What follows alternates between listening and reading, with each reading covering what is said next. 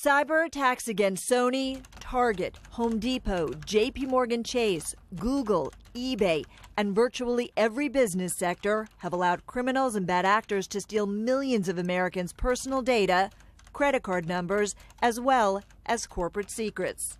Now imagine if similar cyber attacks made your lights go out or cut off your water supply. Imagine if the critical infrastructure we rely on every single day simply shut down. The threat is not only very real, it's inevitable. It is only a matter of the when, not the if, that we are going to see something traumatic.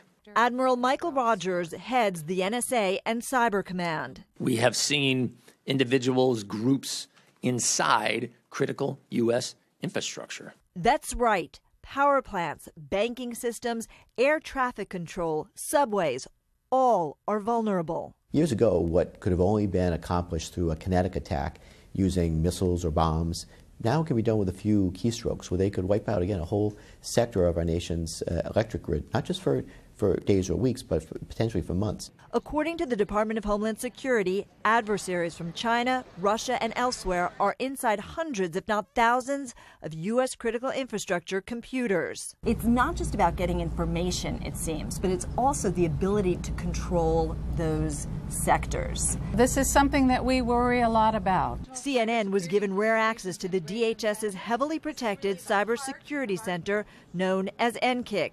It's run by the DHS Undersecretary Suzanne Spalding, who oversees teams of federal investigators, analysts, and private infrastructure experts scrutinizing real-time cyber breaches. The thing that keeps me awake at night is knowing that there is the potential there for adversaries to get into those control systems, those systems that really run machinery, whether it's gates on dams or parts of the electric grid. Isn't this an act of war?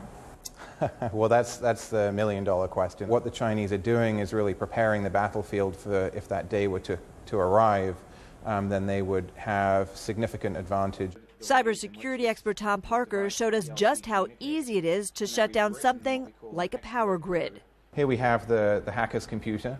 Okay. And the hacker has already broken into the electric utility, and now we've got access to that electric utility's network.